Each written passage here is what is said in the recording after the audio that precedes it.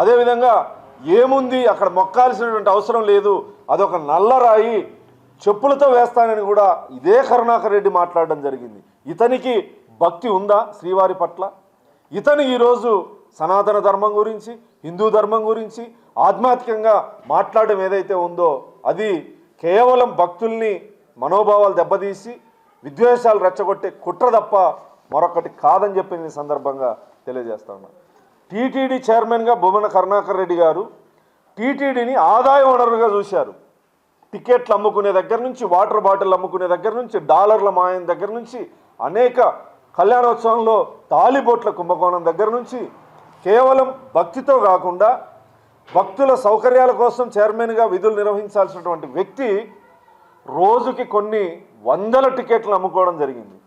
అక్కడ జరిగేటువంటి చిన్న వ్యాపారం దగ్గర నుంచి కరుణాకర్ రెడ్డి గారు కానీ అతని కుమారుడు కానీ ఉద్యోగులు చెప్తారు ఈ రోజుకి దుర్మార్గంగా చిత్తూరు జిల్లాలో వైఎస్ఆర్ కాంగ్రెస్ పార్టీ నాయకులకి ఎర్రచందనము అదేవిధంగా పైన టీటీడీ ఆదాయ వనరుగా కనిపించింది తప్ప ఏ రోజు కూడా ముందున్నటువంటి ముఖ్యమంత్రి జగన్మోహన్ రెడ్డి గారికి కానీ ఈరోజు కరుణాకర్ రెడ్డి గారికి కానీ మీ కుటుంబాల్లో జరిగేటువంటి సాంప్రదాయాలు ఏంటివి, మీ కొడుకు కూతుర్ల యొక్క వివాహాల్ని ఏ సాంప్రదాయంగా చేశారు? ఈరోజు మీరు టీటీడీ మీద కానీ హిందుత్వం మీద కానీ మాట్లాడేటువంటి నైతిక హక్కు మీకుందా?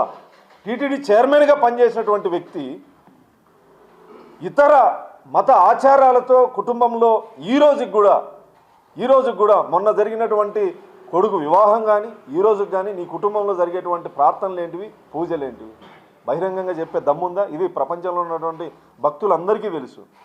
జగన్మోహన్ రెడ్డి గారు ముఖ్యమంత్రిగా ఉన్నప్పుడు తిరుమల తిరుపతి దేవస్థానం ఎంత అప్రదిష్ట పాలైందో సామాన్య భక్తులు అక్కడికి వెళ్ళి అనేక మంది వీడియోలు పెట్టడం జరిగింది, చీదరించుకోవడం జరిగింది. ఇంకొకసారి తిరుమలకి రామని చెప్పడం జరిగింది.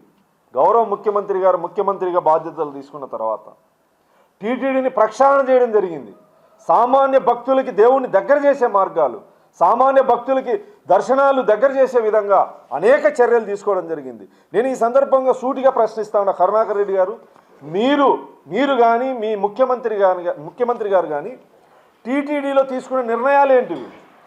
నందమూరి తారక రామారావు గారి దగ్గర నుంచి ఇప్పుడు చంద్రబాబు నాయుడు గారి దగ్గర వరకు టీటీడీలో ఏదైనా ప్రక్షాళన జరిగిందంటే నందమూరి తారక రామారావు గారి దగ్గర నుంచి చంద్రబాబు నాయుడు గారి దగ్గర వరకు ఈరోజు నిత్యాన్నదానం కానీ, హాస్పిటల్స్ కానీ, సేవా కార్యక్రమాలు కానీ, గోశాల కానీ ఇవన్నీ నిర్ణయాలు ఎవరు ముఖ్యమంత్రిగా ఉన్నప్పుడు తీసుకున్నారు?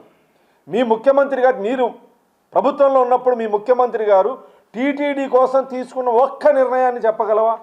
లేదా నువ్వు చైర్మన్గా తీసుకున్నటువంటి ఒక్క నిర్ణయాన్ని చెప్పగలవా? ఎందుకు ఊరిగా లేనిపోని కుట్రలు కుతంత్రాలు టీటీడీ మీద నిత్యం ఈ 10 నెలల కాలంలో టీటీడీ మీద అసత్యపు ప్రచారాలు ఏదైతే నువ్వు చేస్తా ఉన్నావో అవి ప్రజలు నమ్మేటువంటి పరిస్థితుల్లో మేము కూడా పోలీస్ స్టేషన్లో, తిరుమల పోలీస్ స్టేషన్లో కంప్లైంట్ ఇవ్వదలుచుకున్నాం, ఇస్తాం కూడా. ఈరోజు ఇంకొకసారి ఇలాంటి అవాస్తవాలు మాట్లాడే ముందు నోరు జాగ్రత్త, నాలుగు జాగ్రత్త అని కూడా ఈ సందర్భంగా నువ్వు నిన్న చూపించిన దానికి మీరు కట్టుబడి ఉన్నారా?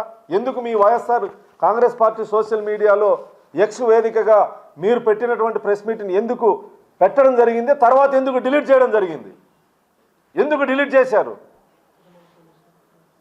తిరుమల పోలీస్ స్టేషన్లో మీ మీద నేనే కంప్లైంట్ ఇవ్వబోతా ఉన్నా.